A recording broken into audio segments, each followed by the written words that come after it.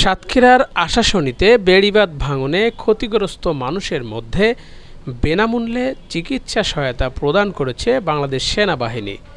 রোববার আশাশনীর আনুলিয়া সরকারি প্রাথমিক বিদ্যালয়ে সেনাবাহিনীর ৫৫ পদাতিক ডিভিশন ও যশোর এরিয়ার পক্ষে আয়োজিত মেডিকেল ক্যাম্পে এ চিকিৎসা প্রদান করা হয়। এ সময় ৫৫ পদাতিক ডিভিশন ও area commander major general JM Imdadul Islam প্রধান অতিথি হিসেবে উপস্থিত থেকে অসহায় দরিদ্র মানুষের জন্য চিকিৎসা সেবার কার্যক্রম পরিদর্শন করেন।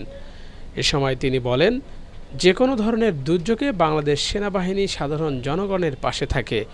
এই মেডিকেল ক্যাম্প তারই অংশ। বাংলাদেশ সেনাবাহিনীর এই উদ্যোগ জনকল্যাণ ও স্থানীয় জনগণের আস্থা অর্জনে গুরুত্বপূর্ণ ভূমিকা পালন করবে। ভবিষ্যতেও বাংলাদেশ সেনাবাহিনীর পক্ষ থেকে এ ধরনের জনসেবামূলক কর্মকাণ্ড অব্যাহত থাকবে বলে আশাবাদ ব্যক্ত করেন তিনি।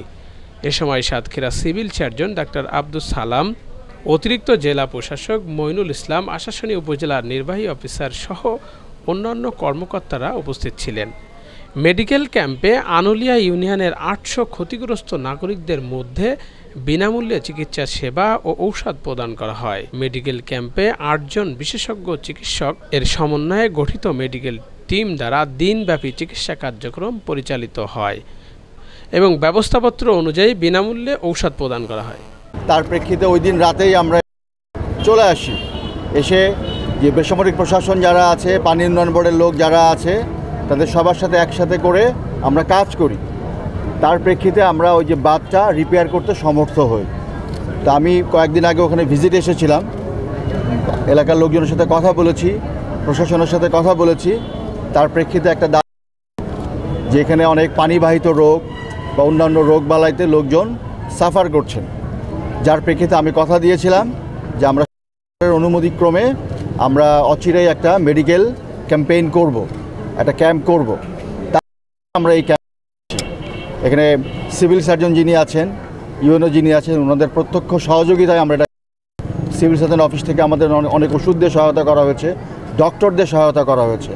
এটা একটা সম্মিলিত প্রয়াস যেখানে আমরা মানুষের সাহায্যে এগিয়ে এসেছি। তো আমরা আজকে প্রায় ১০০০ রুগী দেখব, সেজন্য আমাদের পর্যাপ্ত ওষুধ রয়েছে। আমরা আমাদের সেনাবাহিনীর ফান্ড থেকে ওষুধ কিনেছি, সিভিল সার্জন এবং বিভিন্ন ওষুধ কোম্পানি থেকেও আমরা ওষুধ নিয়েছি।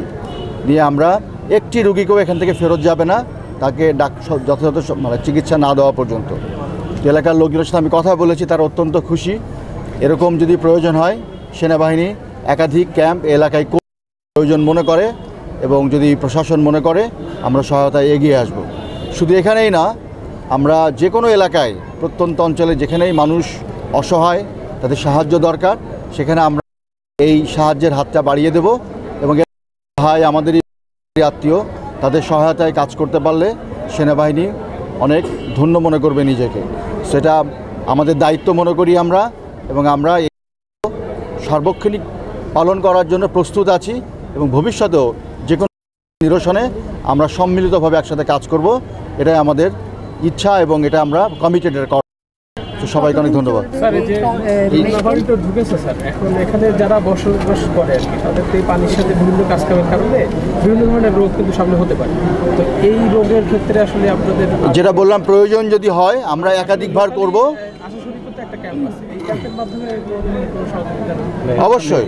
অবশ্যই আমাদের আশাশুনি ক্যাম্প আছে, এরা আইন শৃঙ্খলা রক্ষা করার জন্যই কাজ করতেছে এবং যদি প্রয়োজন মনে হয় যে এরকম মেডিকেল ক্যাম্পে আমরা নিশ্চয়ই করব, সকলের সহায়তা নিশ্চয়ই। আর একটি গুরুত্বপূর্ণ বিষয়, সেটি হচ্ছে যে বাঁধটি ভেঙে গেল, ওই বাঁধটি অনলি তার 1.5 মাস আগে করেছিল পানি উন্নয়ন এবং ঝুঁকিপূর্ণ ছিল, তারা পরিদর্শন করেছিল, তারা ব্যবস্থা নেয়নি, বাঁধটি ভেঙে গেল, মানুষজনের ক্ষয়ক্ষতি হলো।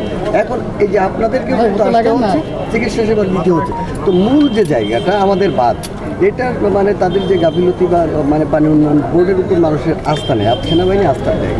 তো আপনাদের অবস্থান থেকে, আপনাদেরও জায়গা থেকে আপনারা এখানে কিন্তু সহায়তা করেছেন বাঁধ নির্মাণ।